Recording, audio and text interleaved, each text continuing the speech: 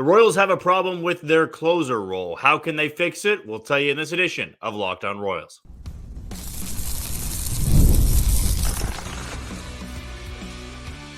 You are Locked On Royals, your daily Kansas City Royals podcast. Part of the Locked On Podcast Network, your team every day. You are tuned into another edition of Locked On Royals in the Locked On Podcast Network. As always, I'm your host, Jack Johnson, and you can find me on Twitter or X at JohnnyJ_15. That's at JOHNYJ_15. You also can catch us on wherever you get your podcasts. That can be Spotify, Apple Podcast, Amazon Music, Google Podcast. We're on Odyssey, and we're on YouTube.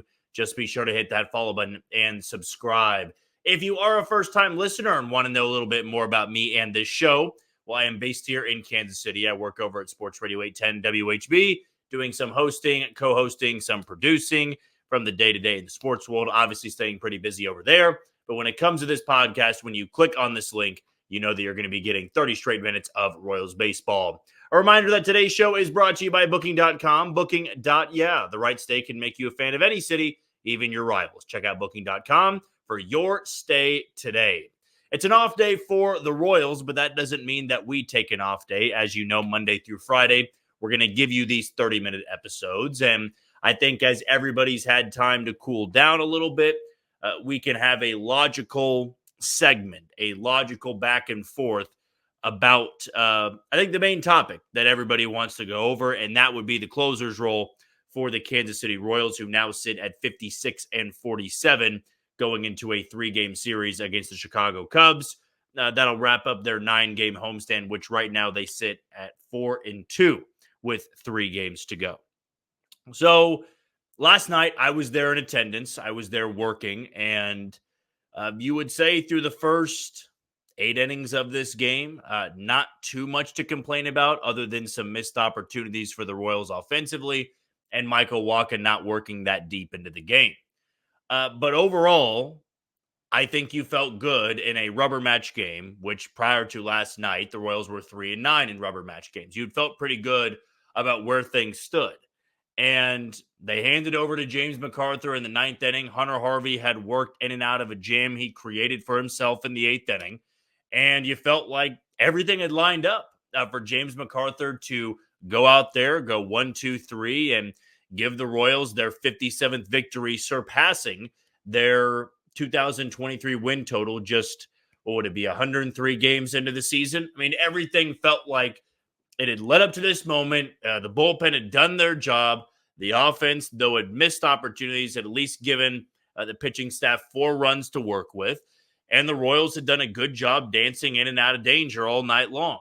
But here comes James McArthur, yes, to a different entrance song. I was told that he's been doing this since June, I believe it was. So no longer White Horse by Chris Stapleton, but Ain't No Love in Oklahoma by Luke Combs.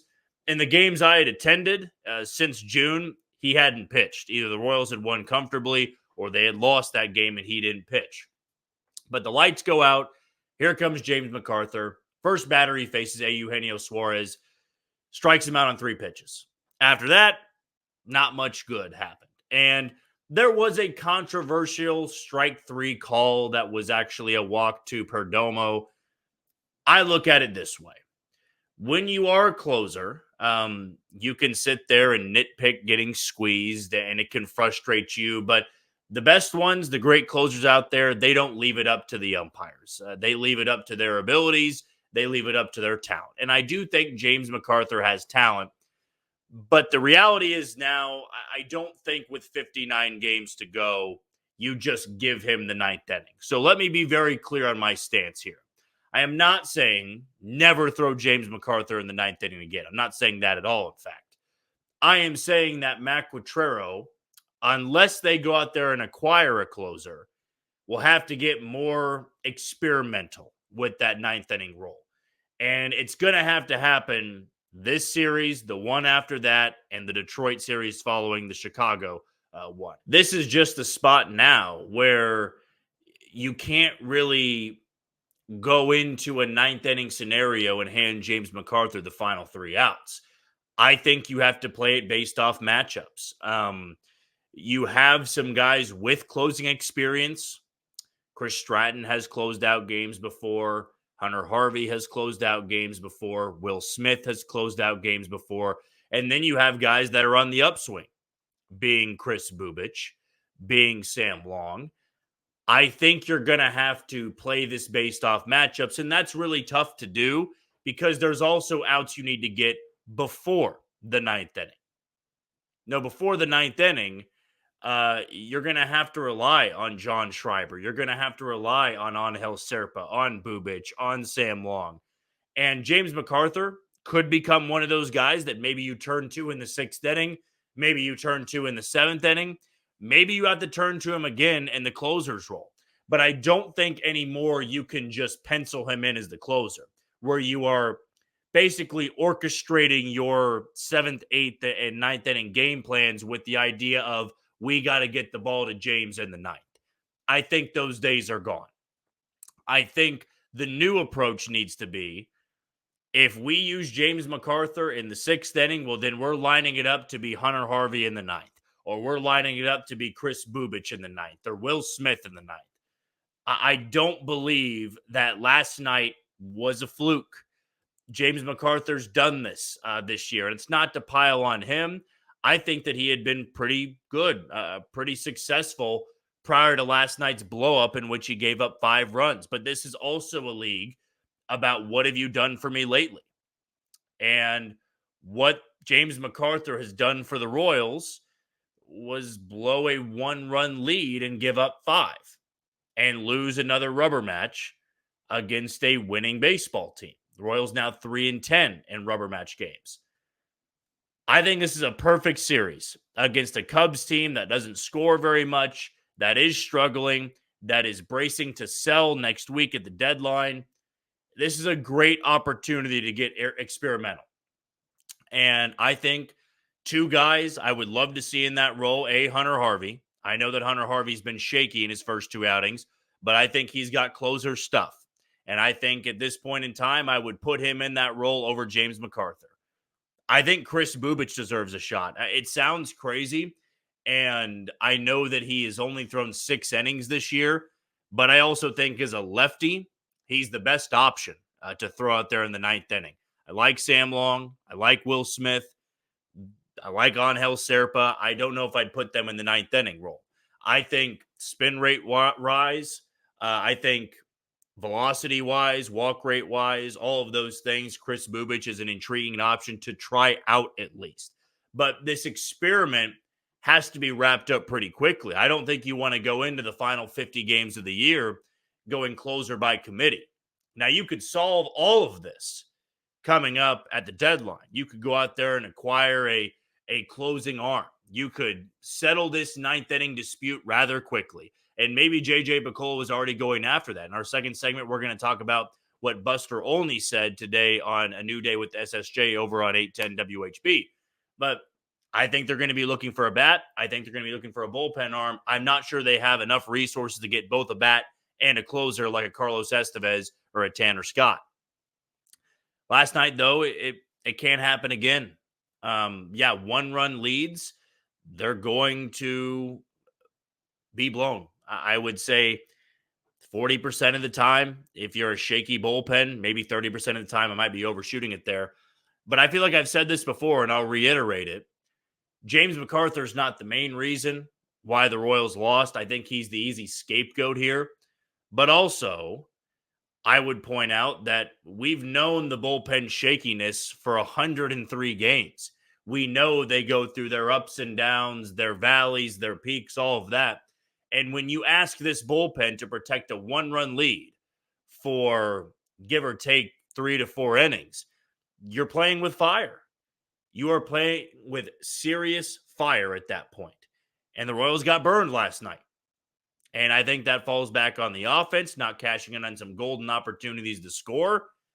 I think it falls back on, some guys not being able to work deeper into the game. Michael Wacha being the example.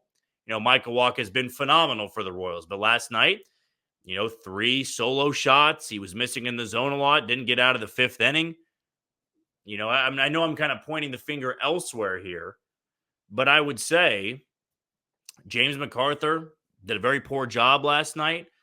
But the Royals also trusted their bullpen to hold a 1-run lead for 4 innings.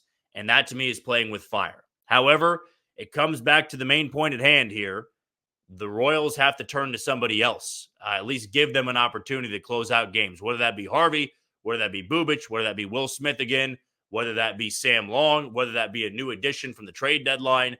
It does not matter. That's the fix at this point. I think the fix is not just handing it over to James McArthur and trying to get his confidence back up. You can't be looking for more confidence when it's almost August 1st. We have 2 months to go in the season. The Royals have a playoff spot. No more games can happen like that when you are scratching and clawing for every single victory. You need to take advantage of having late leads in games. Last night, the Royals didn't do it, and surely it's going to frustrate people until the Royals can lock down another game in which they have a slim lead late. We're going to take our first break of the show. When we come back, I thought it was interesting what Buster Olney said today on A New Day with SSJ over on 810 WHB. He believes the Royals are going to be aggressive, and he believes the Royals are going to be able to hit on a lot of the guys they're targeting. We'll tell you about it next on Locked On Royals. You are tuned into Locked On Royals on the Locked On Podcast Network. I'm your host, Jack Johnson, and you can find me on Twitter or X at JohnnyJ_15. We got 2 sponsors that we want to show a little bit of love to, starting with SupplyHouse. Get supplies from the site that's made for the skilled trades, SupplyHouse.com. SupplyHouse.com is a reliable way to order plumbing, HVAC, and electrical products online. Their easy-to-use website is packed with helpful resources and the latest product info to help you get the job done right. Shop a complete inventory of over 200,000 parts from over 400 top brands and get your order delivered right to your door. With fast shipping from coast to coast, need help with an order? Get expert support and industry-leading service from the friendliest folks in the business, and talk to a real person every time. Pros in the skilled trades can get a competitive edge by joining SupplyHouse.com's free Trade Master program. Every Trade Master gets access to a dedicated phone line, free shipping, and discounts on every order. Join the thousands of trade pros already benefiting from their free membership at SupplyHouse.com and order plumbing, HVAC, and electrical supplies from anywhere with just a few clicks at SupplyHouse.com. Also want to tell you about Game Time, though tonight is an off day. If you're thinking about going to Kauffman Stadium over the homestand, should be a fun 3-game series against the Chicago Cubs. Be plenty of Cubs fans there. Should be close to 30,000, I would say, Friday, Saturday, and Sunday, depending on the weather there.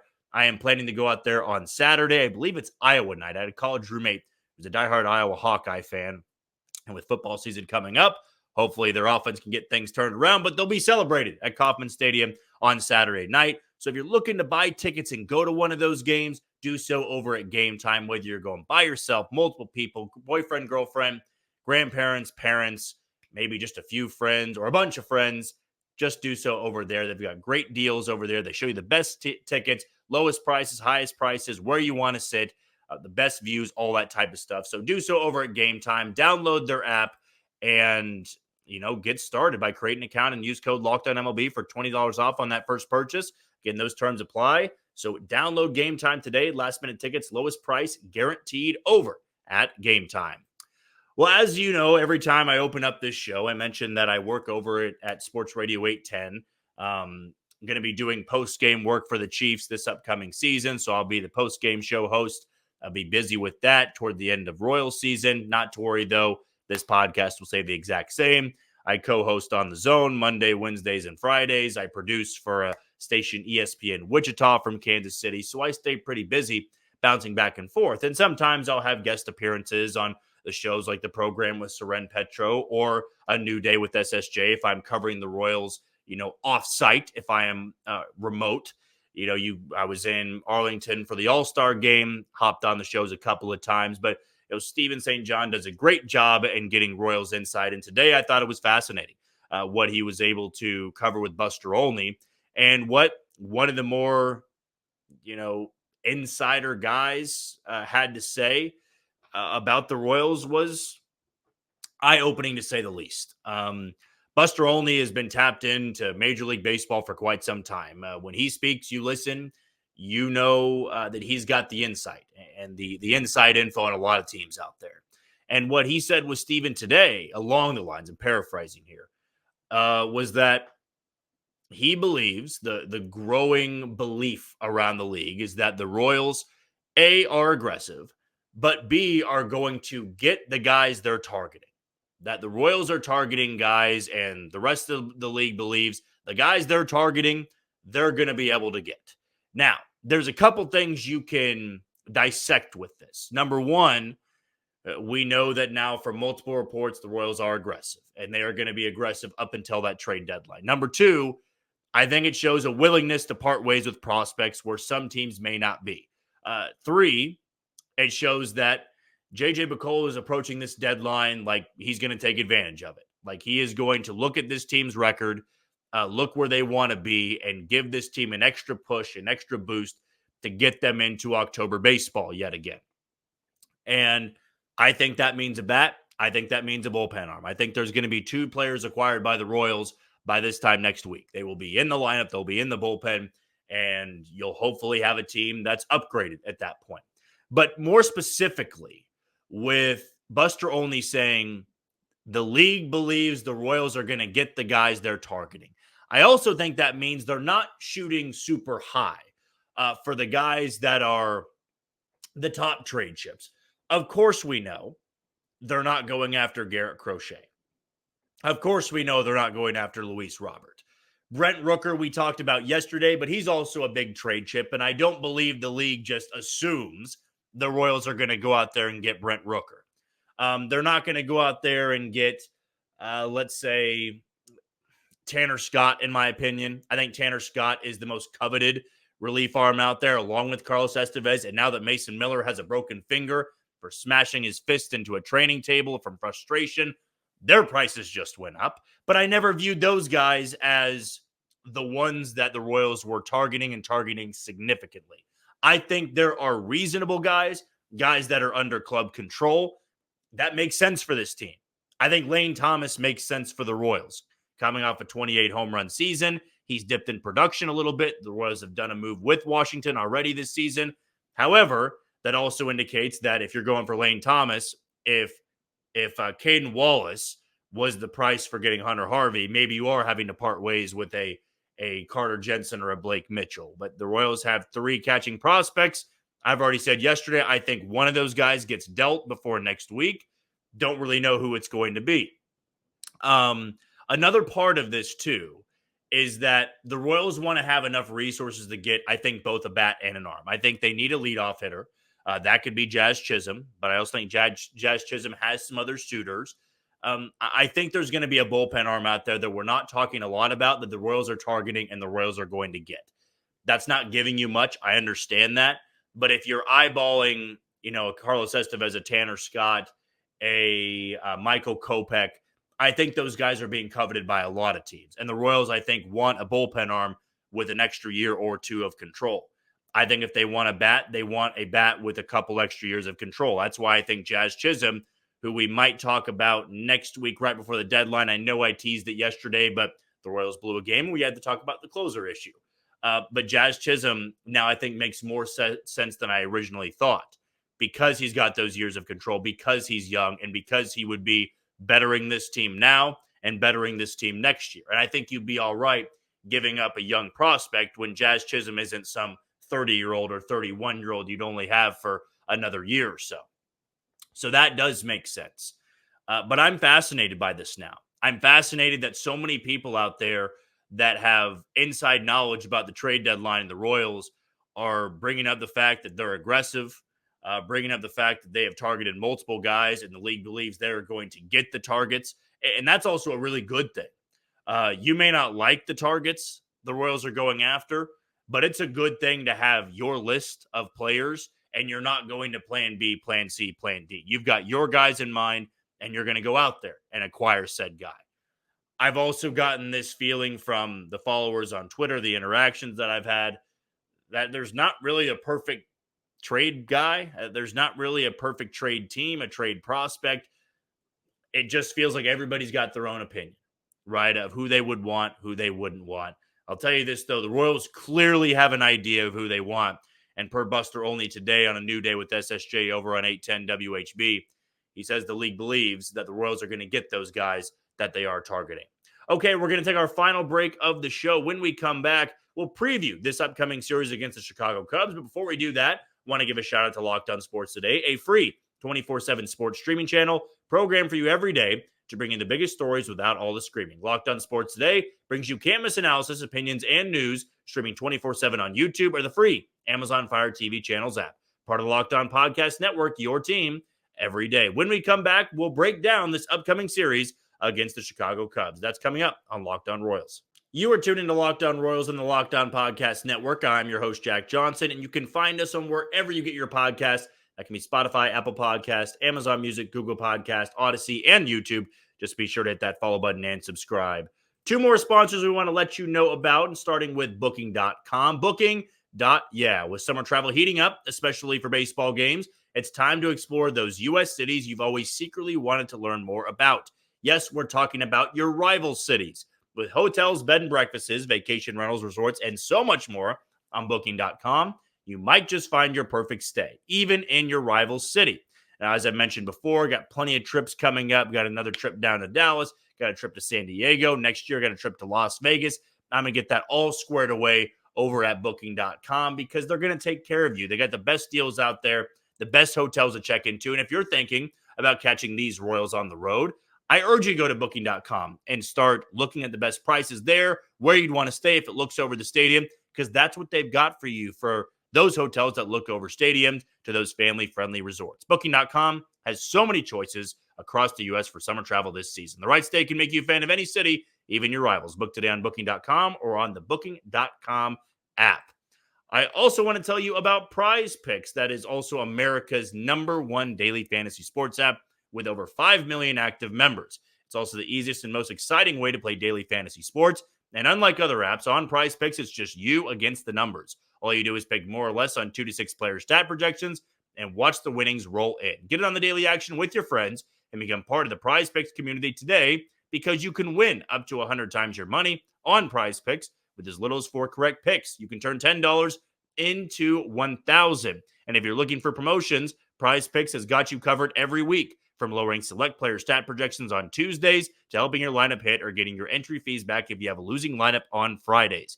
Download the PrizePick app today and use code LOCKEDONMLB for a first deposit match of up to $100. That's code LOCKEDONMLB on PrizePicks for a deposit match of up to $100. Pick more, pick less. It is that easy.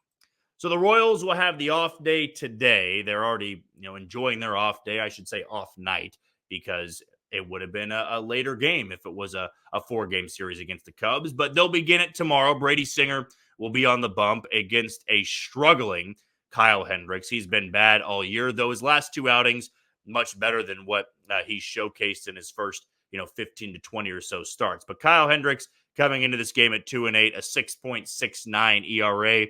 Brady Singer coming in at 6-6 with a 3.00 ERA. First pitch tomorrow will be at 7:10 p.m. Central Time. This Cubs team is plummeting at the point. They just never really caught fire. They're dead last in the National League Central, and this next 10-game stretch for the Royals is absolutely crucial. They get a last-place team in the Cubs. They get a last-place team in the White Sox, who are now 27-78, 35.5 games back of Cleveland of first place. And then they'll get the Tigers, who at that point have likely sold off a couple of their high-end pieces to kind of rebuild for next year. But the Cubbies this year, they are dead last in the National League Central, and they're also 5.5 games back of a wild card spot, mainly because the National League just makes you want to rip your hair out, considering the Royals are 9 games over 500 and barely hanging on to the final wild card spot, while the final wild card spot is with the Padres right now, who are 5 games over 500. So the Royals would be comfortably in the second wild card spot, firmly in the second wild card spot in the National League. But that's why you look at some teams like the Reds, the Pirates are a game and a half back of a wild card spot. Even somebody like Washington, who's 9 games under 500 and got no hit today by Dylan Cease, they're 7 games back. They're a good week from getting closer and closer to the last wild card spot in the National League. But that's another point. It's another episode. It's another segment. The Cubs, though, they made it very clear. They're selling this year. They do not think this team can make it to the playoffs. They're going to be unloading some significant pieces. Maybe some of them find their way to Kansas City. Maybe J.J. Piccolo could work out a deal before the Cubs leave on Sunday.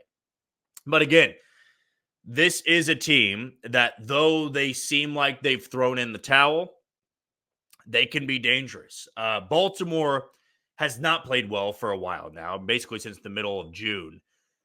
But the Cubs went into Camden Yards and swept them before the All-Star break. You know, this is a Cubs team that you'd like to say is easy to get around, that you should have no problem taking 2 of 3, but you can't overlook them. I mean, yeah, Kyle Hendricks on Friday night, you could just look at the ERA, look at the advanced data, and say this guy isn't good at all.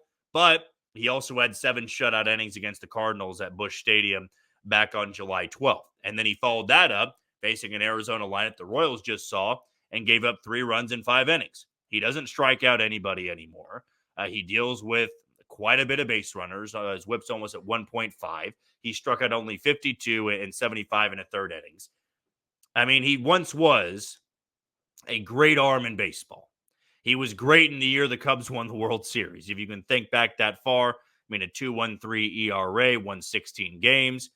And then prior to this year, he had never had an ERA in the 5s. He had a 3.74 ERA last year in 137 innings. But this year, an absolute torpedo for the 34-year-old right-hander for the Chicago Cubs. Then you go to Saturday. That is going to be one of the better pitching matchups the Royals have against an opponent all season long. It'll be Seth Lugo and his 12-4 record, 2.38 ERA against Imanaga going up for the Cubs. Their ace, their number one, likely a very strong candidate to win Rookie of the Year, though being 30 years old coming over this offseason from overseas. Last time out against, again, that Arizona lineup, 7 innings of 1-run ball, and he struck out 10 and walked just 1. He has been just phenomenal this year in 104 innings, by far and away one of the better pickups of the offseason. And the Cubs are not going to be unloading him. They want to build around him for next year. But you look at what he was able to do early on in the season. I mean, going into, what was it? Yeah, June 15th against the Cardinals. He had a 1.89 ERA. Now it's gone up a little bit since then, but he's bounced back quite well since giving up 10 runs on June 21st to the New York Mets. Since then, quality start against the Giants in the Bay Area. He also had a quality start against the Phillies, a quality start against the Orioles, and a quality start against the Arizona Diamondbacks. So he's red hot, but so is Seth Lugo coming off his complete game 1-run showing against the Chicago White Sox. A better lineup you're going to have to be facing here. I mean, the Royals are going to have to deal with guys like Ian Happ, of course, who have some history off Seth Lugo. Nico Horner's got some good numbers off of him. Seiya Suzuki's another guy. Christian Morel, Dansby Swanson, Mike Tauchman, Pat Wisdom. There are going to be guys in this Cubs lineup that are going to surprise you a little bit. They also have a bunch of guys that are underperforming. And honestly, after the All-Star break, the offense has been putrid. Chicago's not scoring any runs right now. That bodes well for the Royals' rotation. And, of course, that bodes well for a Royals bullpen, which you probably aren't feeling that great about at this point in time. And then on Sunday, should be another fun one. 1:10 first pitch to close out this homestand. It'll be Cole Reagans going up for the Royals against Javier Assad, the 26-year-old. Another good number or good numbers for a pitcher in the Cubs rotation there. Not a big strikeout guy. Deals with quite a bit of base runners. I don't want to say quite a bit because it's just slightly over league average. And he struggled over his last 7 starts. ERA almost near 5. Last time out against Milwaukee, went only 3 1/3, walked 6 in that game. Didn't give up any runs, but certainly did not have his best command. 2 1/3 in an outing against St. Louis. Believe he just recently kind of got moved into that starter's role because he was in the starting rotation, and then I thought they bumped him back. Maybe not. I could be wrong on that. Just doesn't work that deep into games. Has thrown only 88 innings this year. Yeah, the season high he's got in innings, I'm going on the fly here, was 6. He's gone 6 innings 3 times this season, but he has not gone more than 5 innings since June 6th. So that bodes well in a pitching matchup for the Royals with Cole Reagans going for them as the Royals will try to take this series and cap off a winning homestand. They need just one win to cash in on a winning homestand in which they saw the White Sox, Diamondbacks, and Cubs before they'll hit the road and take on 2 AL Central opponents in the Chicago White Sox and the Detroit Tigers. But as for us, that'll do it for another edition of Locked On Royals and the Locked On Podcast Network. I have been your host, Jack Johnson. And one final time, we'll give a shout out to Locked On Sports Today. It's here for you 24/7, covering the top sports stories of the day with the local experts of Locked On, plus our national shows covering every league. Find Locked On Sports Today now, available on the free Fire TV channels app. Tomorrow, it'll be another Mailbag Friday. I'll be sending out the questions here rather soon, so send them to me on Twitter or send them to me on YouTube. But until then, you take it easy, Kansas City.